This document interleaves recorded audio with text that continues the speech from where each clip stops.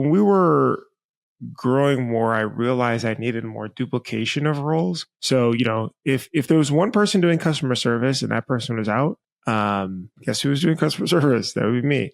If two people, it was more rare for me to have to jump in, and I may not need two people, but gosh, I really did not like just basically changing roles like that. How do you deal with that? Not well. The morning starts with the morning panic fire drill. Oh my gosh, what are we doing? So we have 4 autos, but we typically keep 5 screen printers on staff.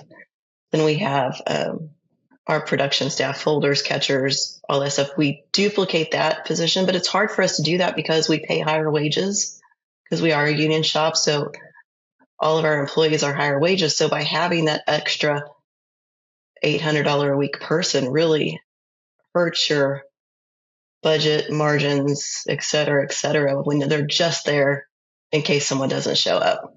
Because on sometimes they're both there and you don't really need both of them. So you're finding something for the other person to do. For what you can share, is there a range of an idea of what you mean by paying more? Maybe for a press operator, for example. Our press operators, they start out at $22 an hour. Then we get them. Our highest is $33. Not for any particular reason, just because like a lot of the print shops here in Kansas City, when people come to apply and they say that they've been working somewhere forever and they're only at 12 or they're only at 15, like, oh my gosh, I don't know how people have maybe it's just their market and they're able to do that. But when I drive in every day, I'm happy that everybody has a car. Everybody has an apartment. Everybody has groceries. And I don't have to worry about feeling guilty that someone has to work 2 jobs or can't make it. We chose to go that route to pay more than normal. Yeah, I want to dive into that too on the union side. I was looking up Kansas City, Missouri minimum wage, $13.75. Now I don't know if maybe the city is different than Missouri, but anyway, so you're almost double that. And it works. I mean, I don't know if it works like if I were to say I'm going to put screen printers at $30 to $40 an hour, we're still going to get those same screen printers. There's not new screen printers coming out just because the pay is more. But also the other print shops in the areas that pay $13 to, I want to say $17 an hour, which is pretty common. The same people that we're paying $22 to $30 for. I haven't figured out how to make sense of that because they don't have more people. They don't do more or less sales. I just look at things differently, being from our union background, possibly. Interesting. And wrapping up on the schedule thing. So, you coming in, especially, let's say 22 people or so, roughly 4 out. Is that just, how we're reorganizing in the morning, or how do you approach that? If someone's missing up front, which is customer service, it just is what it is. No one's really, unless the phones are all 4 ringing and someone's like, grab that for me real quick, put them on hold, say E2 and put them on hold.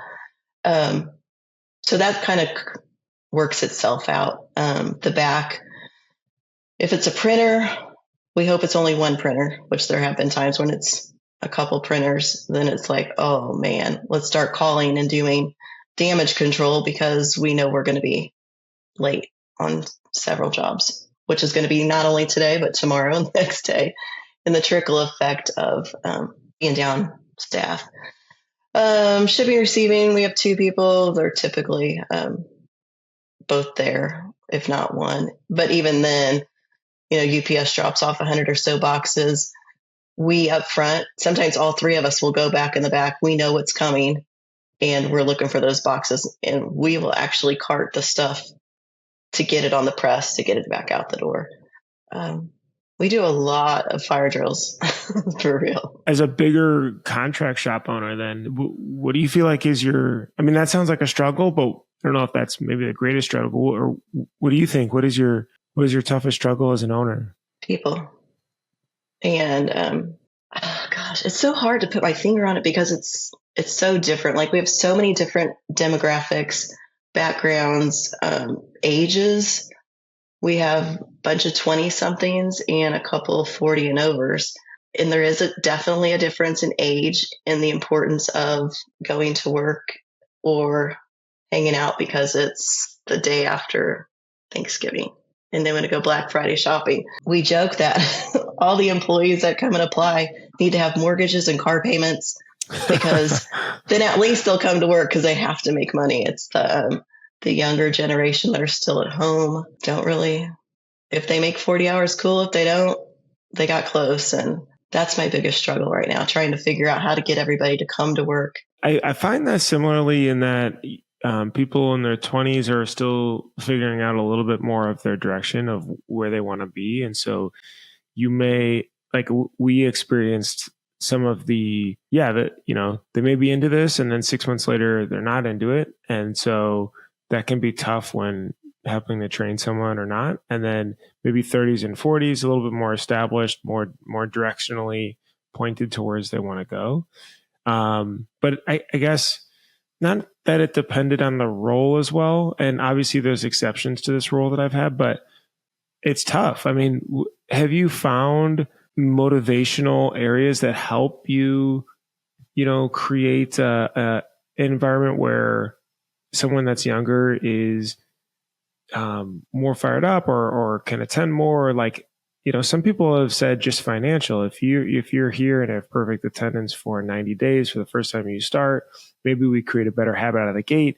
Here's a couple $100 extra. Is there anything that's helped for you guys, or is it just very independent, like person to person dependent? Person to person. There's no rhyme or reason to it. I can't figure it out, but I will tell you that for probably 3 years, we have not had 22 people in the building any one day in 3 years. You have the the thing on the wall where it's the numbers of safety days, no injuries, but yours is 100% attendance, and the days keep going up. Yeah, and we even during Christmas, I always try to think of bonus things to do. And it's okay, we're gonna do $5 for every day you didn't miss, or something like that. Or if you didn't miss days, it's $5 for every. I mean, one time, only 2 people got over $500. All the way down to 3 people got $15. They were only there. Oh, it's the on time one. They were only there at 7 a.m. on the nose 3 times in 365 days. So I go through Gusto and I calculate everybody's timekeeping stuff. Oh my gosh, these 3 people were only on time 3 times in however many work days are. But if I did a whole, the little star thing, you put your name and then the stars for 365, people would be so upset. Oh my gosh. But it might draw awareness to hey, this is a business. Especially if the printers don't show up on time. So our start time's 7, but if the printers show up at 7:05, but everybody in the middle and the catchers, boulders, quality control are all there, and the presses don't start running anything till 7:30, then I'm paying 9 people 30 minutes at 20 to whatever an hour, and nobody sees that number except for me when I go out back and I'm oh my gosh, why is everybody just kind of hanging out? Why are we having breakfast? Oh, the printers aren't here yet. I don't know how to correct that.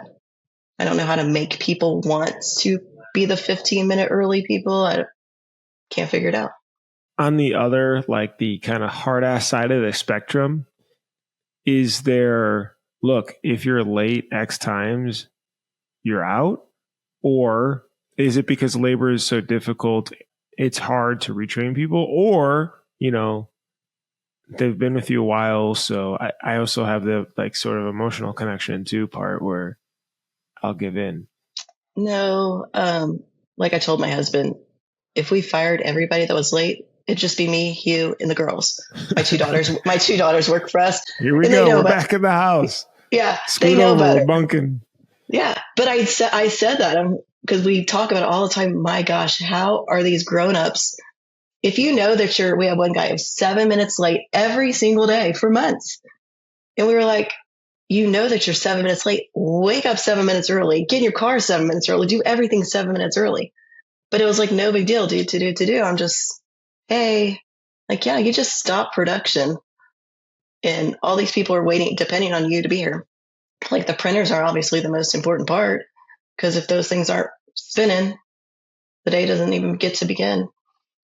But yeah, I struggle with that big time. I don't know if anybody's got any advice, but if you do, call me. Yeah. Drop a line in the comments. We'd love Yeah, to know. for sure.